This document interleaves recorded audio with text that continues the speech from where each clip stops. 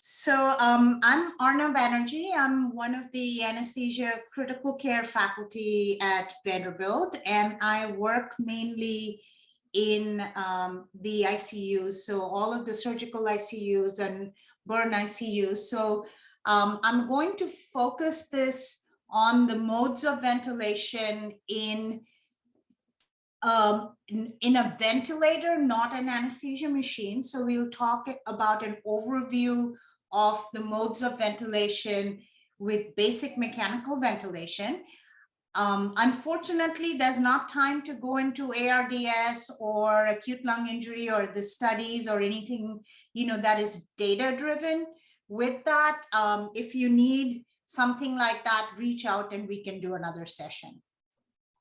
So my objectives for today is going to focus on what positive pressure ventilation really is, how it helps, and I'm going to talk about the basics of two kinds of positive pressure ventilation. So the non-invasive positive pressure ventilation and the invasive positive pressure ventilation. I'll kind of separate those two out as I go along. And then I'm going to bring in some of the bedside monitoring because patient safety is what we want to focus on. And as long as we can keep our patients safe, it helps a lot of the overall objectives.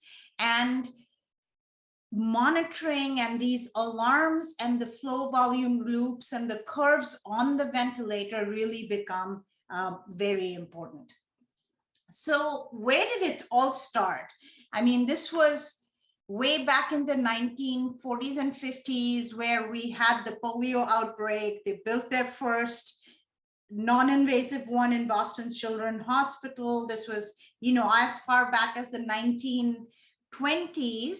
At that time, it was negative pressure ventilators. It was iron lung. They would put people in these things. And then it sort of started changing into the positive pressure ventilators, which is what our modern ventilators are based on in about the 1950s. So why do we ventilate people? So if you want to think about it, you want to divide it up into three big categories. Do they have problems with their oxygenation, which is PO2? So is there life-threatening hypoxemia because oxygen is required for everything? And do you need to reverse that? Do they have life-threatening progressive respiratory acidosis? Again, acidosis is bad for the body. The pH worsens, your other hemodynamics and everything else follows suit. So do you need to reverse some kind of respiratory acidosis? Or is there work of breathing from some other cause, which could be, someone has myasthenia gravis or some neurological disorder. They've been in a car accident and their respiratory muscles are paralyzed, or their abdominal muscles are paralyzed, they're quadriplegic, they're paraplegic. So something else which is hampering them from maintaining their minute ventilation. And I'll talk about minute ventilation in a minute. And you need to reduce their work of breathing, or they have a COPD exacerbation, or they have acute asthma, and they are not able to, maintain their work of breathing. If they keep breathing at this rate or using this accessory muscles, then other systems are going to start dysfunctioning very soon. Two big concepts, separate them out. One is ventilation. In mechanical ventilation, when we say ventilation, we don't really mean the work of inspiration and expiration. When we're talking about ventilation, we are focusing on hypercarbia, hypocarbia, CO2. So when you sort of hear someone say in mechanical ventilation, is the patient ventilating? What they're really asking you is their gas exchange. Are they able to eliminate their CO2? So that's one concept. And there are certain things which will make that better. The second concept is oxygenation. Do they have enough CaO2 or enough arterial oxygen content, which is dependent on your saturation and your partial pressure of oxygen. Do they have enough oxygen in the body to maintain body functions? So separated out, ventilation is CO2, oxygenation is PO2 or saturations. So let's focus on ventilation for a minute. What is the cause of hypercapnia or acidosis, which is driven by high CO2? Usually it's either inadequate minute ventilation, and minute ventilation is your tidal volume and your respiratory rate. When you multiply those two, it gives you minute ventilation. What we use for it is VE. Is there increased dead space ventilation? So when you're thinking about dead space, the classic example is a pulmonary embolus. Okay, so you have an artery which has an embolus, so your blood is not able to flow through. So the oxygen which is coming into the lungs is not all been able to be taken up by the blood. So there is a lot of dead space ventilation going on. The CO2, which was in the blood, is not able to be eliminated by the lungs because your lungs are blocked by some kind of clot or something. So there's an artery or a vessel in the lung which has a clot, and there is inadequate exchange, giving rise to an increased dead space ventilation. Or there is increased CO2 production and the body cannot keep up with it. So thyrotoxicosis, fever, any of those things which increase your basal metabolic rate will give you increased CO2, and it can be that the body is not able to keep up with it. For example, you have someone with fever or someone with sepsis, and they're building up CO2 in their body because they're acidotic. And the more CO2 that builds up, their respiratory rate goes up because they have to increase minute ventilation to get rid of this CO2, and their work of breathing increases and they cannot keep up with it. So that's the basis of hypercapnic acidosis. What do you do to get that better? What you actually have to do is increase your minute ventilation. So like I said, minute ventilation is tidal volume and respiratory rates. These are two things that you can manipulate on your ventilator, depending on which mode of ventilation you're using. So if you focus on tidal volume, increase that. If you have the ability, then you can increase your minute ventilation. If you can take control of that breathing and increase their respiratory rate, you can again increase that minute ventilation and get rid of that CO2. The third thing that will help in mechanical ventilation is this concept called pressure support. And when I talk about pressure support, I'll go into that more. So three things: tidal volume, respiratory rate, pressure support. If you can manipulate those and increase your minute ventilation, then you can improve your respiratory acidosis. For now, just remember, pressure support is a way to increase your tidal volume. So giving more support to the patient when they're spontaneously breathing helps them take a bigger breath, increase their tidal volume, which decreases your CO2 by increasing minute ventilation. Now, if we focus on oxygenation, there are a bunch of things that will give you arterial hypoxemia or will give you oxygenation issues. One could be reduced FiO2. So the amount of oxygen available to the patient is low. Toxic fumes, altitude, any of those things will give you reduced FiO2. The patient is not ventilating well enough.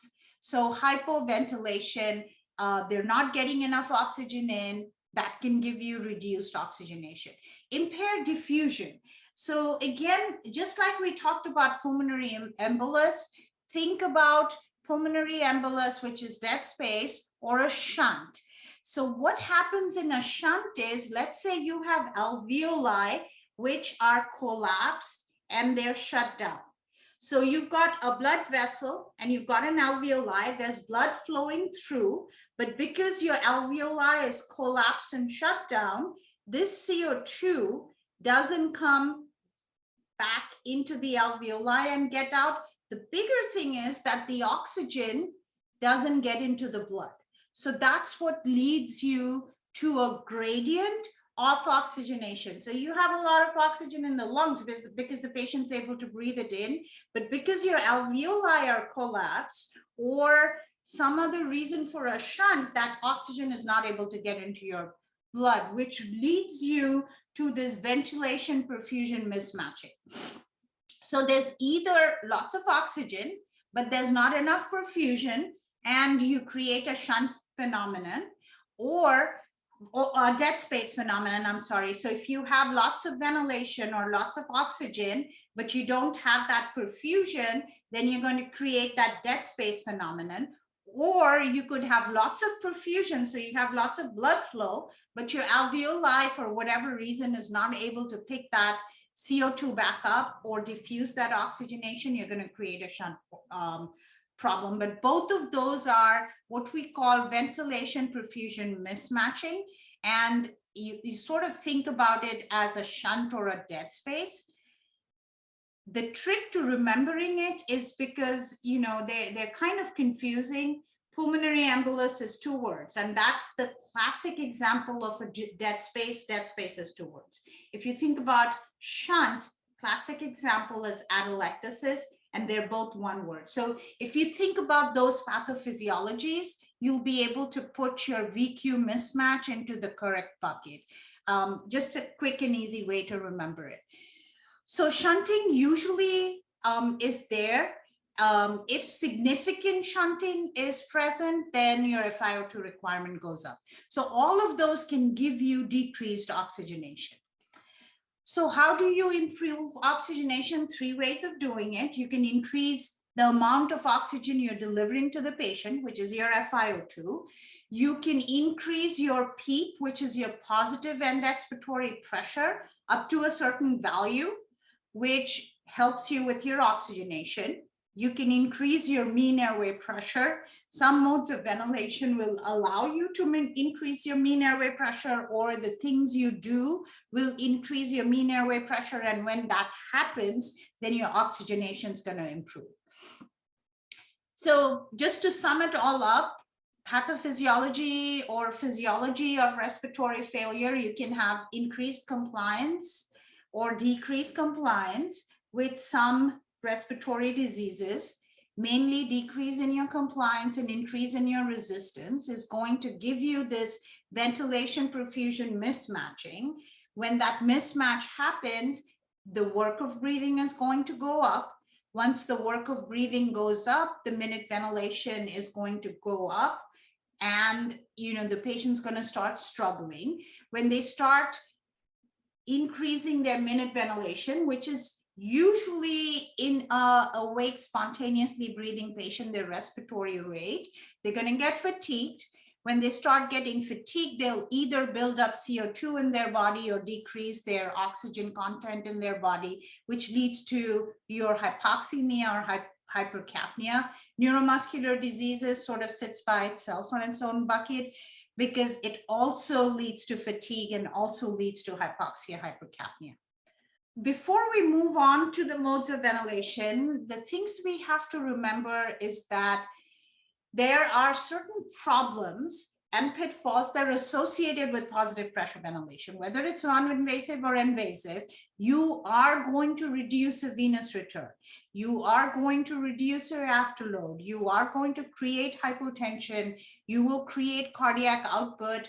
Putting someone on invasive positive pressure ventilation can get you barotrauma, ventilator-induced lung injury. It can get you air trapping, which gives you more barotrauma. You can actually increase your dead space because you put someone on positive pressure ventilation, your lung volumes increase, and you press down on your capillaries and you stop moving much blood flow through. So you can increase your dead space by starting mechanical ventilation, or you can create a shunt. Because let's say you have lung disease only on one side, and what happens is when you put someone on positive pressure and your good lung expands, there is increased vascular resistance in the good lung, because now you've got positive pressure there. The blood flow goes to the bad lung because you've increased your vascular resistance or your pulmonary vascular resistance by creating positive pressure in the good lung. The blood goes to the bad lung, which is not oxygenating, not ventilating, and you create yourself a shunt.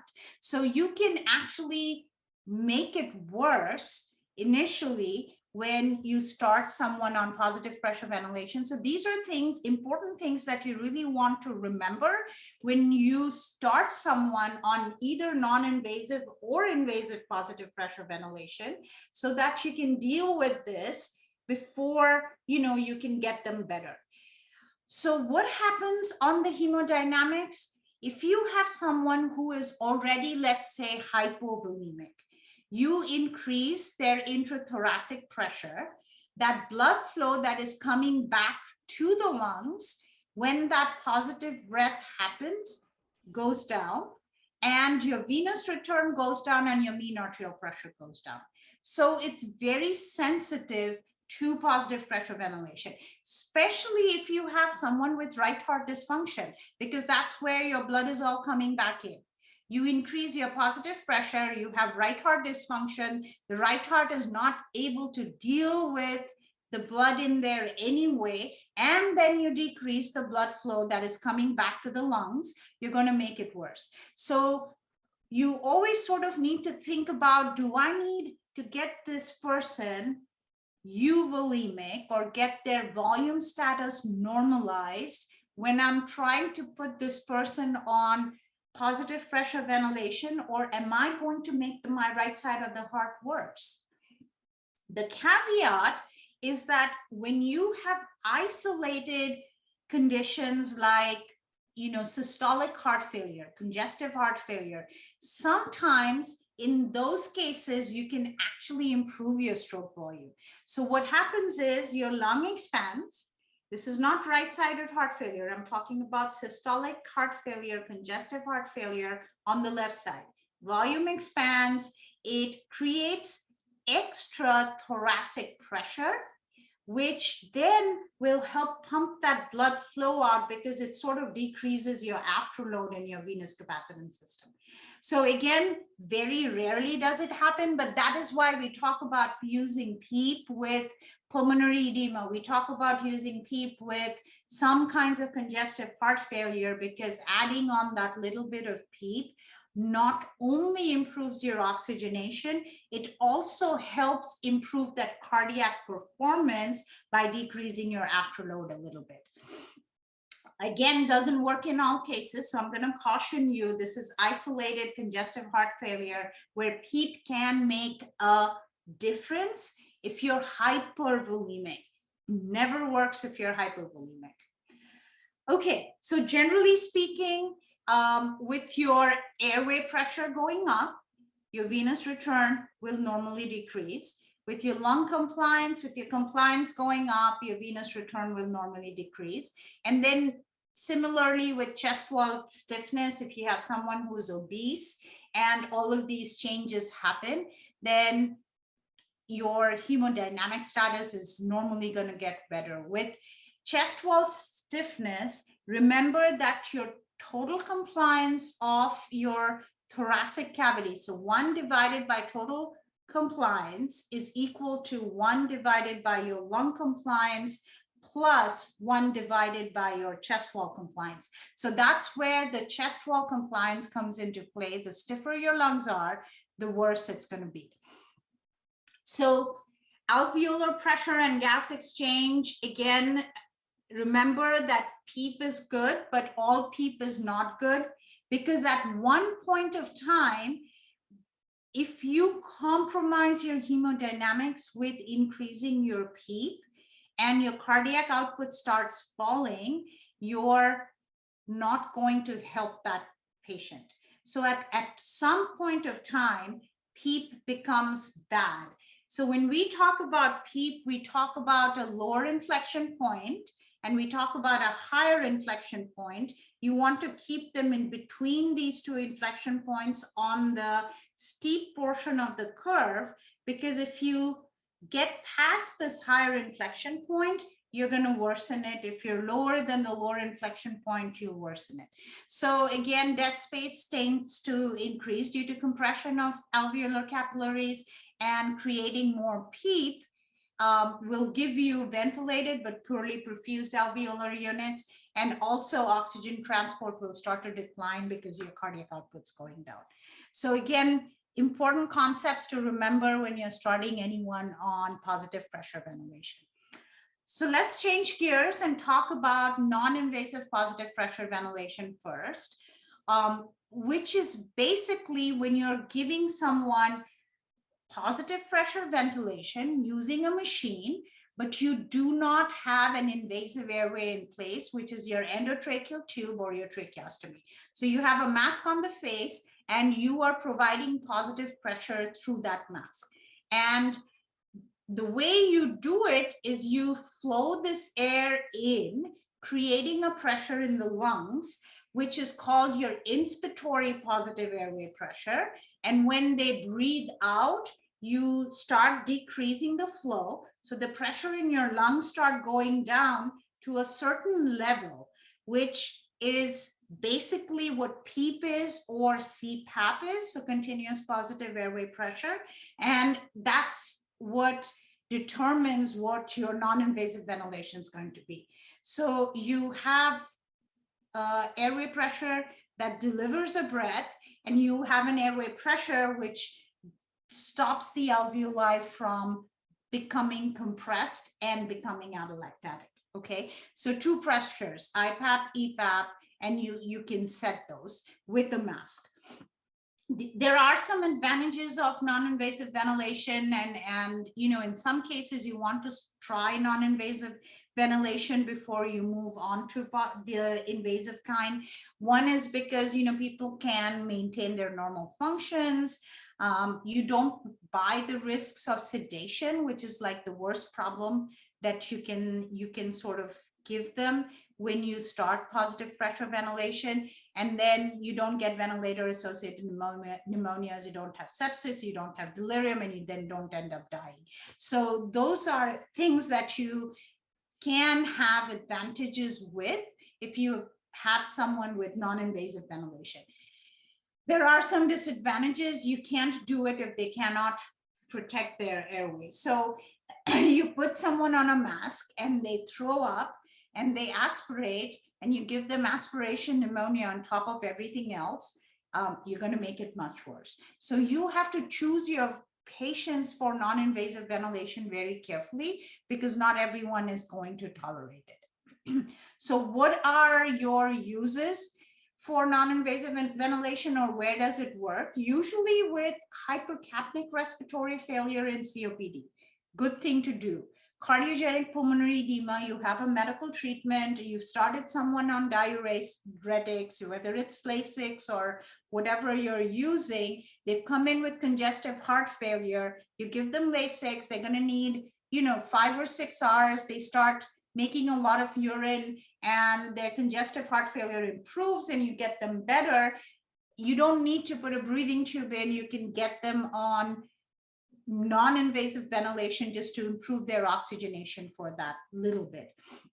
Similarly, with hypoxic respiratory failure, if you have a way of making them, you know, better from your medical management standpoint, it can serve as a bridge.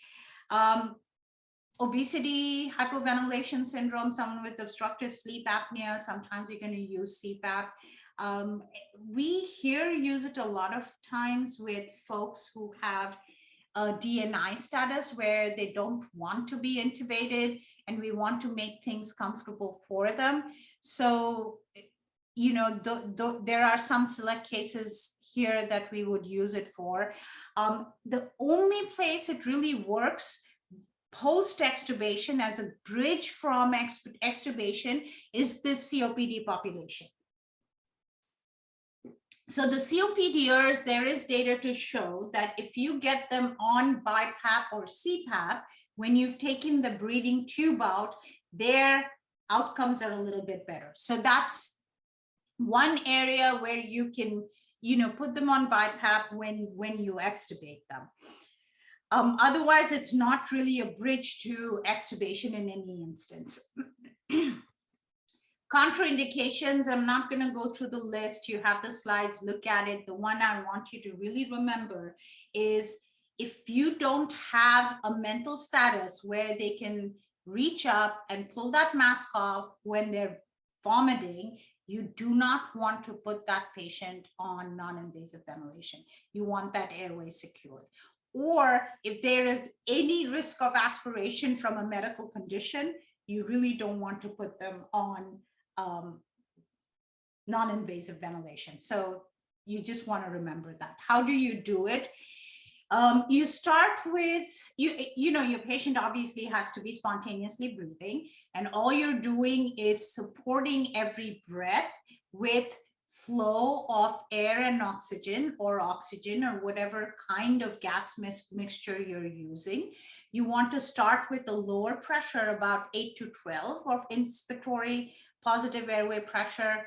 Normally, all of us have 5 of PEEP, so vocal cords produce 5 of PEEP for us. So you want to keep them at 5 of PEEP so your alveoli do not get collapsed in the end.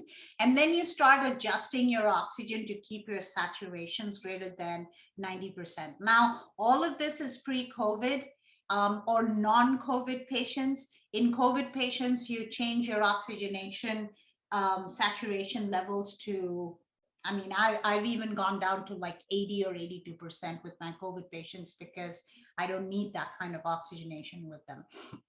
So you start at about 8.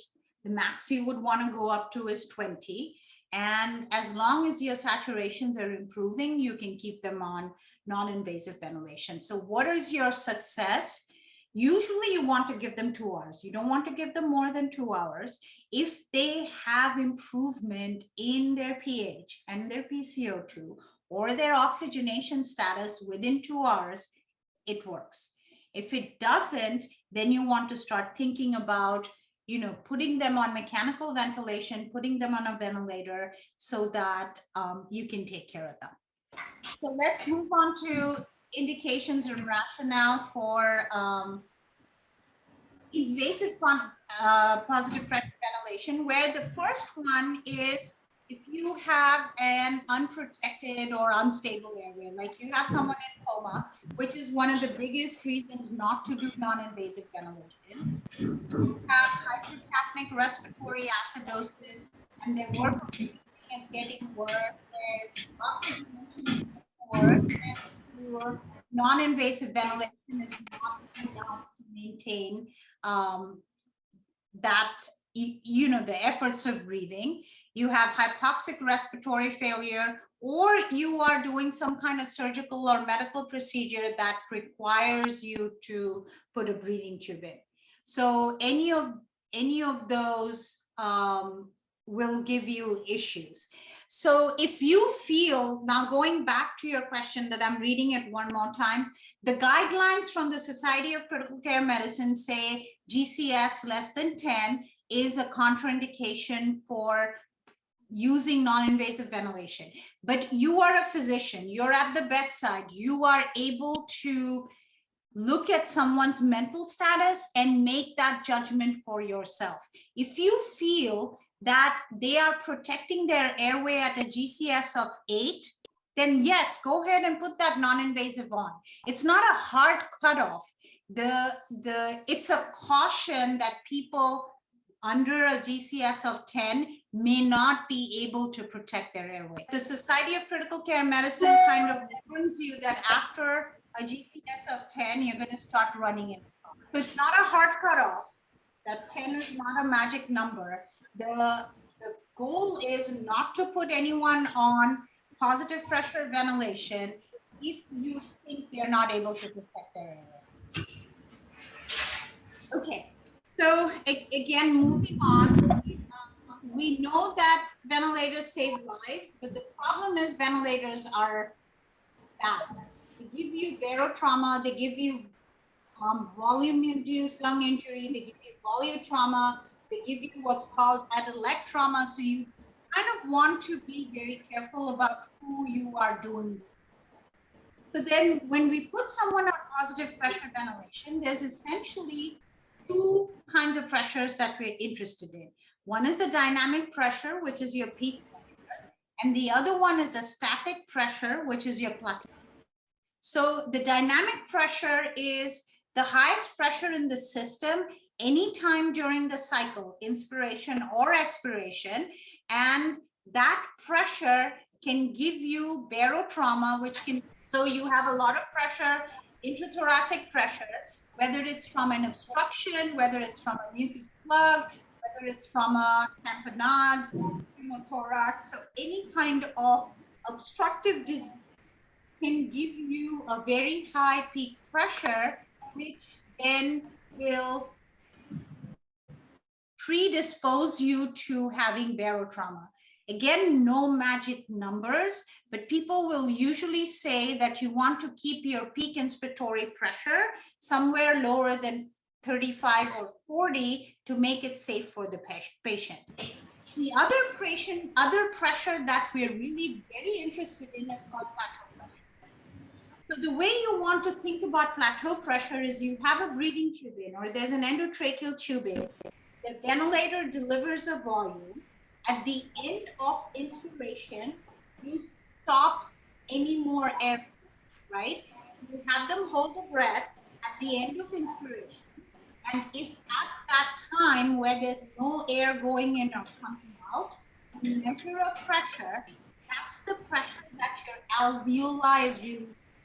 That's called the plateau pressure. So you have a peak pressure, which can happen anytime during the cycle. And then when you do this inspiratory pause, or you hold the breath at the end of inspiration, you get what's called a plateau pressure, which is a little bit lower, usually about 3 to 5 lower than your peak pressure. And that plateau pressure is what your alveoli is actually saying. Because when you talk about peak pressure and you have a morbidly obese patient, that can also factor into it. Okay. So again, looking at the ARDS network trial, the older studies, your bone peak pressure is generally, you want to keep it less than 40 because there's that 5 difference. And all of the studies show that if you keep your plateau pressure less than 30, then your outcomes are a lot better. So that's kind of what your goal is going to be, your pressure and your plateau. Again, excessive airway pressure and injury, there's lots of data to show that your mortality gets worse. And if you have someone with increased volume, then it's lung injury, and you end up getting a lot of mortality with those patients. What is for CPAP, and I talked about it a little bit, this is positive pressure that is maintained during exhalation. So get the breath in, when they're breathing out, you don't let the pressure fall to 0. You end up with some pressure in the lungs so that your alveoli don't collapse and give you atelectasis. So PEEP can be used with any mode of ventilation. We have PEEP when I'm talking to you, I'm creating PEEP with my vocal cords. Usually it's about 5 or so. And when you're spontaneously breathing, you call it CPAP. When you're on mechanical ventilation on a ventilator, you call it PEEP. If you're on a non-invasive ventilation, that's what we refer to as EPAP. So essentially same physiology, same principle, PEEP, CPAP, and EPAP, all of them sort of mean the same thing. When you're creating PEEP or using PEEP, one of the concepts that you sort of have to think about is auto PEEP. So you take that breath in and you don't give them enough time to breathe out, and your next breath, or your ventilator starts your next breath before that exhalation ends, then you're going to create auto PEEP, which increases, you know, that you can see you're retaining air in the lungs, which is going to increase your pressure in the lungs, which is going to increase your CO2. So again, auto PEEP, breath stacking, those are things that you can create by going up on your PEEP, or going up on your respiratory rate, or going up on your tidal volume. All of those can create auto PEEP. So look at your ventilator curve and make sure you haven't done that.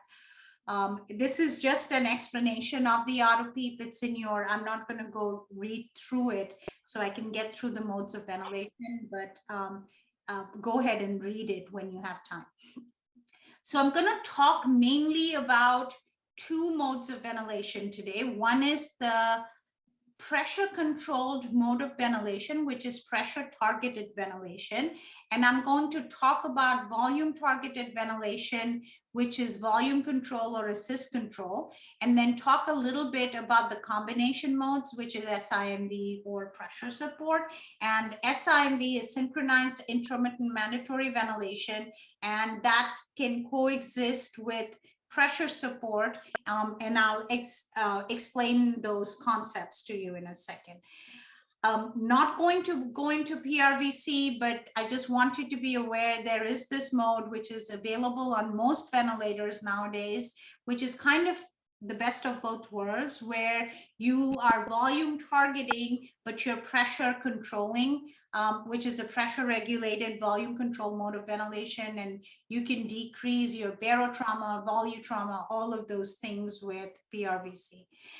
So what is volume control ventilation? You set a volume and you set either a peak flow rate or an I/E ratio, and you set a respiratory rate. And if the patient is not breathing, then the ventilator will give you a tidal volume at every time you've asked it to give a tidal volume. So let's say you set a tidal volume of 500, you set a respiratory rate of 12, then 60 divided by 12 every 5 seconds, the ventilator is going to give 500 cc's as your tidal volume. If the patient starts breathing and they breathe 20 times a minute, then 60 divided by 20, 3 seconds. Every 3 seconds, the ventilator is going to give 500 cc's because that's what you said. So essentially, volume control is a mode of ventilation where you're setting a tidal volume. You're setting, there are two kinds, and depends on your ventilator. You can either set your flow rate, which determines what your I/E ratio is, or you can set your I/E ratio, which is your inspiratory to your expiratory time. And then you set your rate, how many times a minute do you want the patient to breathe, and the ventilator does what you asked it to do. All right, so basically preset rate, tidal volume, set interval. Every time that the patient breathes or you've asked the ventilator to breathe for them, a full mechanical breath is delivered. And the uses are that, you know, the patient's not breathing, they're weak, it allows synchrony with the ventilator. It's basically not a weaning mode of ventilation. So you sort of have to remember that if you are trying to wean, then you've got to think about other things, because you really cannot wean from volume control. Advantages: you have a very consistent tidal volume. You achieve whatever minute ventilation that you set. And usually the waveform is a square waveform, but there are ventilators which will allow you to change it. Remember that the physiologic waveform for inspiration and expiration is not square. When we breathe, it is a decelerating waveform. Disadvantages: it's a very fixed flow pattern. If you have circuit leads, then it leads to a lot of volume loss. And then if you start breathing faster, let's say you're agitated because you're on the ventilator and your respiratory rate goes up, because it's a fixed volume that you're giving them, your minute ventilation will become really high. So remember that. And the pressure is not controlled. So you can get barotrauma, although you're going to limit volutrauma because you're controlling the volume. This is what the flow pattern looks like. You've got a plateau pressure, you've got a peak pressure, and then you've got a square waveform. Pressure control, on the other hand, you set the pressure limit. So you tell the ventilator, I don't want you to go higher than this pressure that I am asking you to not go higher. So you can tell the ventilator, limit my pressure at 35. So I have 5 of PEEP, which means my plateau pressure is going to be less than 30. And then I'm going to tell the ventilator that I want you to spend this much time in inspiration. So you're setting the I time with pressure control ventilation. So let's say you set a rate of 20 and you set an I time of 1 second. Then for a 3-minute breath or a 3-second breath, they're going to spend 1 second in inspiration, 2 seconds in expiration. If you set a rate of 10 and your breath is 6 seconds, then they're still going to spend 1 second in inspiration, 5 seconds in expiration. So you're not setting an I to E with pressure control, you're setting an I time, or the amount of time they're going to spend in inspiration. So that's the biggest thing that you have to remember when you set someone on pressure control, because you tell the ventilator that I want the maximum pressure to be this, which is your inspiratory pressure plus your PEEP, or your delta PEEP plus your PEEP. You're telling the ventilator how much time to spend in inspiration, and then it figures out what your I/E ratio is, and you tell it rates. So advantages are usually your tidal volumes are much higher, your mean airway pressure is higher, your waveform is a decelerating waveform, so it's more physiologic. And the disadvantages become that there is no guaranteed tidal volume, and you can really be under ventilating or over ventilating unless you're looking out for it. So this is what a waveform looks like. It's a decelerating waveform as opposed to the volume control waveform, which is a square waveform. Pressure control is a decelerating waveform. Okay. So this is how you want to think about it. You've got someone who starts taking a breath or doesn't take a breath. The volume delivers with volume control, whatever it is you've set. You've told them what your respiratory rate is. So every time that the ventilator needs to give a breath, the ventilator gives a breath. If you're in assist control, whether it's pressure control or volume control, the ventilator will also give you a breath if the patient has an effort. So you can have either a volume or a ventilator-induced mechanical breath or a patient-induced mechanical breath. This is volume control, where every time either the patient takes a breath or the ventilator gives a breath, a full mechanical breath will be delivered. Pressure support. What is pressure support? Pressure support is a flow that you're delivering with the ventilator to help work of breathing. And what it does is that it decreases a patient's work of breathing by giving them support. So if you set a pressure support of 5, it only works with spontaneously breathing patients. If you set a pressure support of 5, then the ventilator will deliver gas flow, air and oxygen, whatever you've set, to create a pressure of 5 in the lungs. And because it's helping the flow and the patient's not having to take that flow in, it decreases their work of breathing. So when you decrease work of breathing for a patient, it automatically increases your tidal volume the higher you go up on the flow. And because it increases your tidal volume, it increases your minute ventilation, and it helps with hypercapnia or ventilation. So either you could have someone on full out pressure support, where you have someone with pressure support and PEEP, very analogous to non-invasive ventilation, where you have IPAP and EPAP, same sort of concept with an ET tube. So you have a flow which is creating a pressure, creating a tidal volume for you. This patient has to be spontaneously breathing, and they determine what that tidal volume is going to be. Okay, so it's a flow cycled method of ventilation where you set a pressure support level. the patient's effort determines what that tidal volume is going to be. And what the ventilator does is I take a breath and the ventilator can figure out what the flow needs to be. And when I start trying to breathe out, the flow starts going down.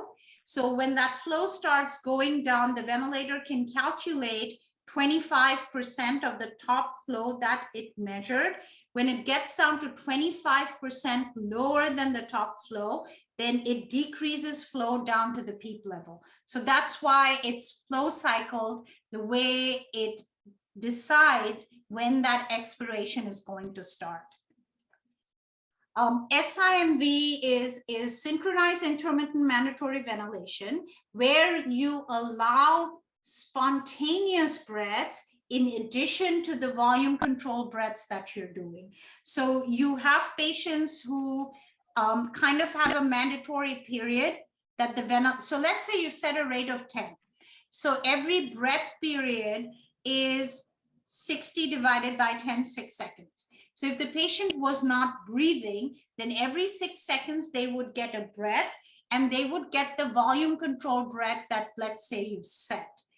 If the patient starts breathing and they breathe 20 times a minute, then 10 breaths, because you've asked the ventilator to give 10 volume control breaths, it's going to give 10 volume control breaths. Those extra breaths, the extra 10, is going to be pressure support breath. So it's 2 modes in one.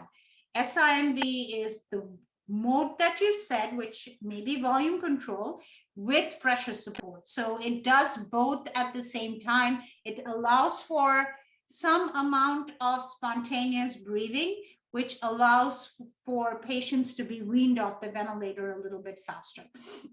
So it synchronizes with the patient breath, and it has an algorithm which figures out when a mandatory portion is and when a spontaneous portion is.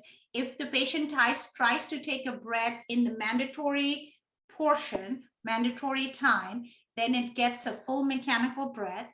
If it takes a breath during the spontaneous time, then the spontaneous breath is a pressure support breath. So it basically figures out for you what it needs to be. Another way of looking at it, you've got flow cycle pressure support breaths, which are your spontaneous breaths, and then you have all of the mechanical breaths that you've set. Partitioning between workload and ventilator work. The more spontaneous you are, the higher the patient work is. The more controlled you are, the lower the patient work is. So depending on your patient's physiology or pathophysiology, you sort of want to be CPAP or pressure support, where the patient's doing all of the work, or you can be full-blown assist control with volume control or assist control, where the ventilator is doing all the work, or you can be somewhere in the middle where you have both SIMV and pressure support. So the ventilator is doing some of the work on whatever it is that you set, and the rest of it is the patient doing spontaneous work. I have a couple of slides here with some recommendations, which I'm not going to go through because we are running out of time. Feel free to reach out to me and email me if you have questions with the slides, and I will answer them.